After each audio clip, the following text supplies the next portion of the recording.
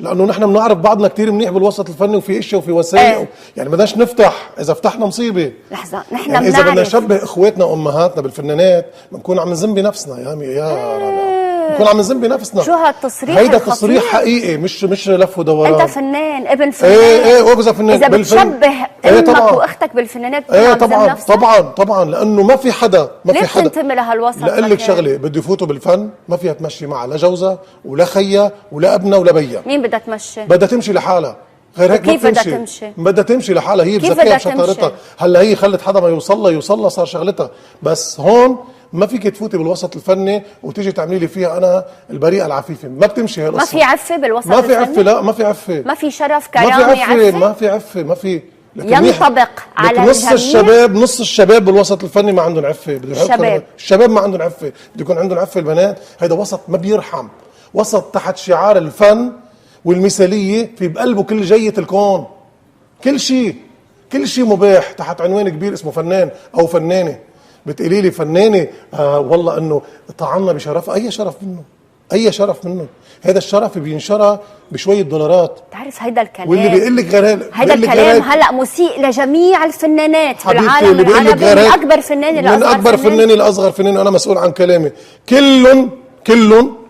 كلهم تقدموا تنازلات لوصلوا، لو ما قدموا تنازلات ما وصلوا ولا شافوها. في عالم راحت تتسكر عليها ببيوتها، ما عندنا عرفنا عنها شيء ولا سمعنا صوتها. دخلك وين مختفيه؟ ليه اختفوا؟ اختفوا لانه انطلب منهم شغلات وتنازلات، شرفهم وكرامتهم ما سمحت لهم يعملوها، قعدوا على الرف. بدنا نيجي نحن هلا نشوف اللي وصلوا وبنعرف كيف وصلوا، نعتبرهم شرفاء مكه ونقارن اخواتنا فيهم. يعني بالشو؟ لا يا حبيبي. السلام عليكم ورحمة الله وبركاته. الحمد لله والصلاة والسلام على سيدنا رسول الله وعلى آله وصحبه ومن والاه. حياكم الله جميعا إخوتي وأخواتي. سمعنا هذا الكلام والتصريح الناري من هذا الفنان كما يسمون أنفسهم. هو أظنه مغني أو ممثل، لا أدري يعني، لكن أعتقد أنه مغني. في كل الأحوال هو من الوسط هذا، من الذي يسمى الوسط الفني، يعني هو منهم وفيهم، وأبوه كان أيضا من هذا الوسط، يعني هو يعرفهم جيدا ويعلمهم جيدا. والمثل يقول: أهل مكة أدرى بشعابها. فسبحان الله، أنطق الله عز وجل هذا الممثل الذي أنطق كل شيء سبحانه وتعالى، أنطقه الله الذي أنطق كل شيء بكلمة الحق، كلمة قوية جدا قالها في حق الممثلين والممثلات. وأنا حقيقة من هنا أشكره جدا جدا على صراحته هذه، وجزاه الله خيرا، وأسأل الله سبحانه وتعالى له الهداية وترك هذا الوسط، لأن هذه يعني فطرة جيدة، وإن كان لا زال هو داخل هذا الوسط، لكن أن يقول هذا الكلام هذا كشيء مبشر وبداية جيدة. لعل وعسى يعني نسمع قريبا أن هذا الفنان أو هذا المغني تاب الله عز وجل عليه وترك هذا الوسط العفن. حقيقة كلمات مهمة جدا قالها. أول كلمة أريد أن أعلق عليها هي كلمة: تحت مسمى فنان أو فن كل شيء مباح، كل شيء نعمله تحت مسمى فنان وفن. وكلامه صحيح. فحين نرى على التلفاز مشاهد شبه إباحية، يعني أنا أعتبرها إباحية، بعض الناس يقول لك لا، الإباحية هي مثل الأفلام الأجنبية هذه التي يقومون بها وكذا. لا، لو قبل ممثلة حتى ولو كان الطرفان يرتديان ملابس بشكل كامل، هذه إباحية اسمها. الإباحية ليست شرطا أن يتعرض طرفان، لا، تقبيله لممثلة هذا من الإباحية.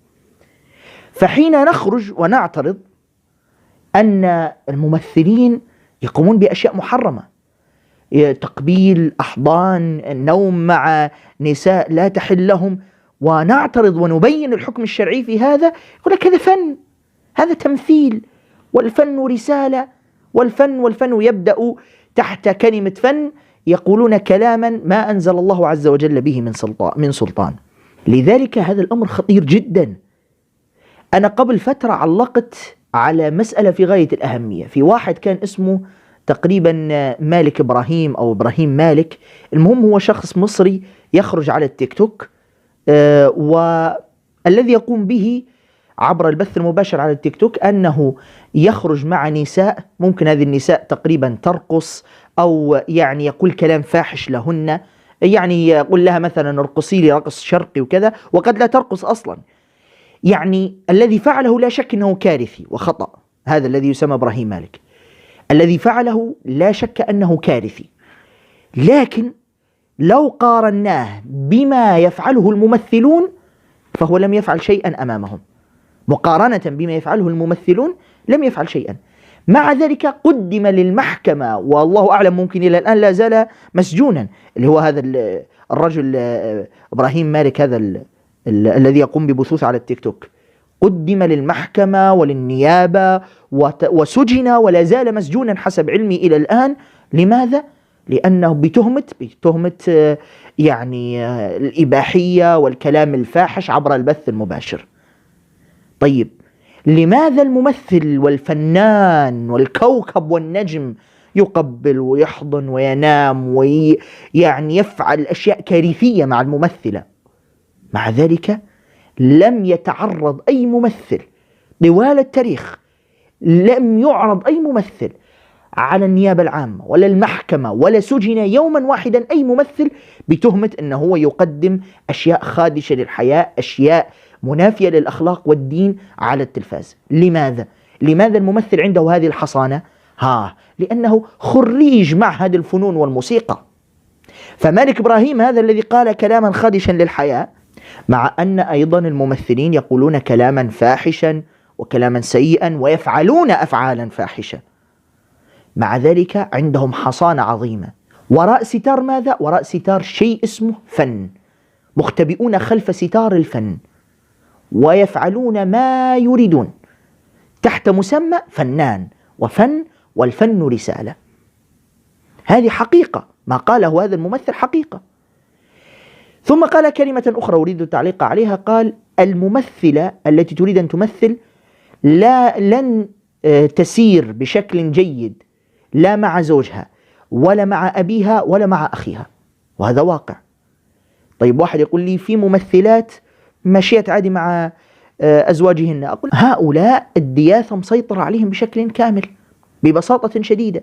من يرضى ابنته أو زوجته تمثل ويستمتع وبذلك فهو ديوث بدرجة عالية جدا، ممكن درجة امتياز. لن يرضى أحد أن زوجته تمثل أو ابنته تمثل إلا ويكون ديوثا.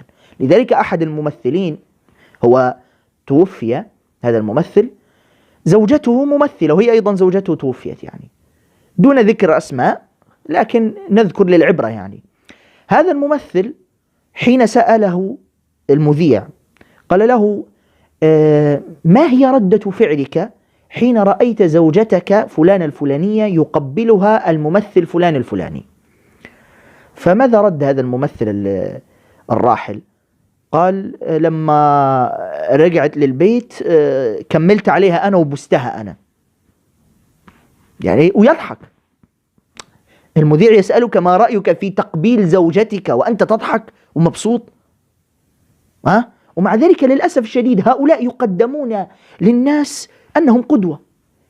يعني هذا الممثل لو ذكرت اسمه الآن، أنا لم أذكر اسمه لأنه توفي بس ليس خوفا من الناس ولا شيء، لكن مع ذلك لو ذكرت اسمه سترى ردود الفعل، واذكروا محاسن موتاكم واذكروا محاسن مش عارف مين واذكروا عاملينهم قدوة، مع أنهم يعلمون الناس الدياثة، يعلمون الناس الفسق، يعلمون الناس الدعارة.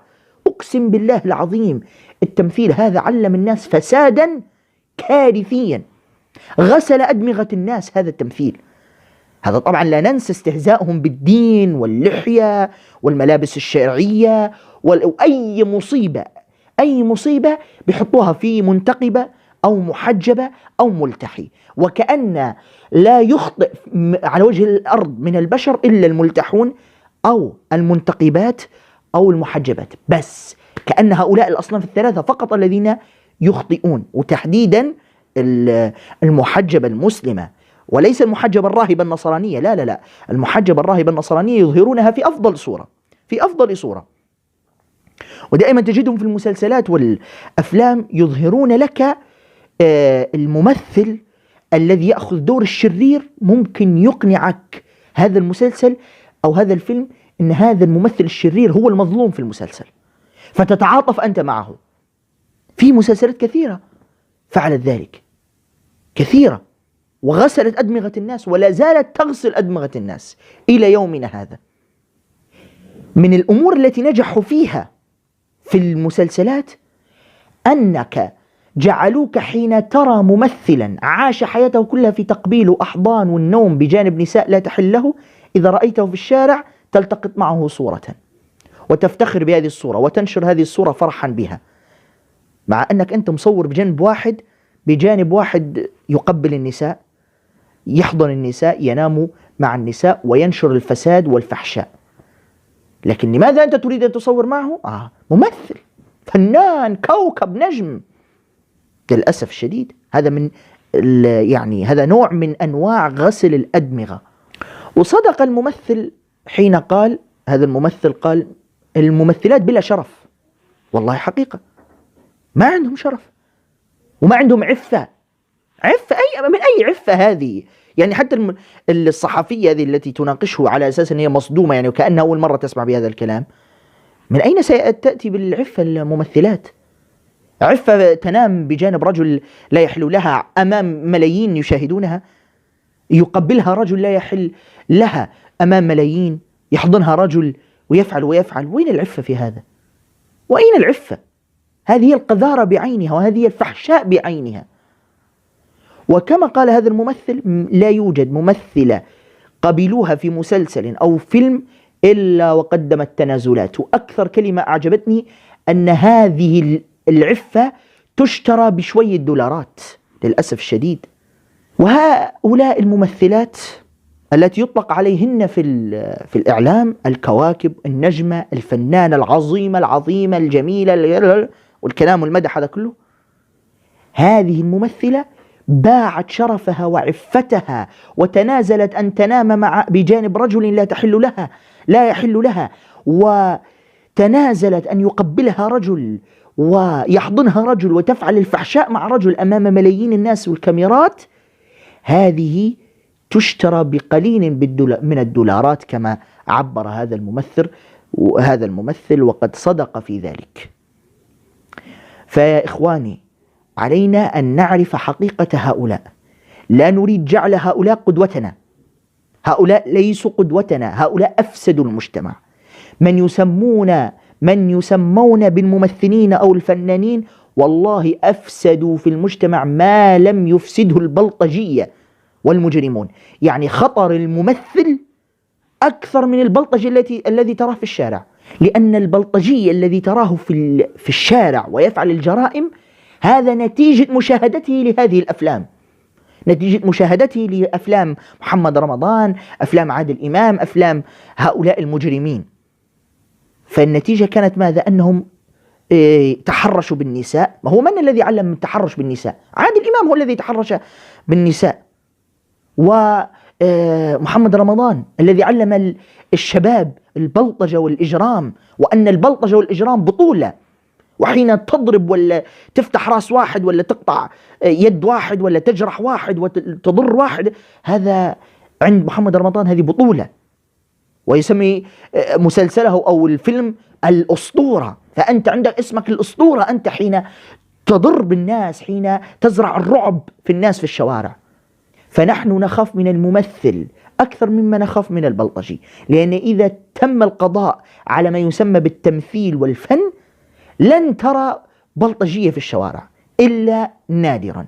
لكن ما كثرت البلطجية، والله أنا رجعت كثيرا من الجرائم التي حدثت في وقتنا الحالي، والله مع تتبع الأخبار وجدت أن كل جريمة لها أثر في مسلسل أو فيلم معين لها. يعني حكاية مثلا، أعطيكم مثالا، حكاية لما واحد يصاحب واحدة وعلاقة غير شرعية محرمة، وبعد هذه البنت هذه تقول تتخلى عنه، تقول له خلاص أنا لا أريد أن أستمر في هذه العلاقة، فتنقطع العلاقة بينهما، فيأتي الشاب هذا ثاني يوم ويقتلها، يقتل هذه البنت، مثل ما حدث مع نيرة أشرف وغيرها وغيرها. تعرفون أن هذه الأمور أصلا مأخوذة من التلفاز، مأخوذة من المسلسلات والأفلام التي علمت العشق والغرام. إذا هذه التي عشقتها أو أحببتها بطريقة غير شرعية تخلت عنك في يوم من الأيام تذهب وتقتلها. هذا موجود في الأفلام دون ذكر أسماء الأفلام حتى لا أشهر هذه الأفلام، لكن أنا شاهدت هذه الأفلام بعيني بعد هذه الحادثة تحديدا، ومع تتبع الأخبار وجدت لقطات انتشرت أن نشوفوا هذا أثر قتل نيرة أشرف وغيرها بسبب الأفلام والمسلسلات. الأفلام والمسلسلات تظهر لك أن شاب صاحب بنت، البنت هذه قال له خلاص أنا لا أريدك ولا أريد أن أستمر في العلاقة معك وكذا، النتيجة ماذا؟ يريد أن ينتقم فيذهب ويقتلها. هذا موجود في الأفلام والمسلسلات، هذا الأمر للأسف الشديد، ونحن لا نعلم ولا ندري، ونظن أن فيه أسباب أخرى. لا، السبب الرئيسي والحقيقي في ارتكاب الجرائم والفواحش والتحرش، والله حتى التحرش لم يتعلمه الشباب، وفن التحرش ما تعلموه إلا من المسلسلات والأفلام، إلا من المسلسلات والأفلام بالدرجة الأولى. والله المستعان. أسأل الله سبحانه وتعالى أن يكفينا شر هؤلاء، وأن يحفظ شباب الأمة وبنات الأمة من شر هؤلاء.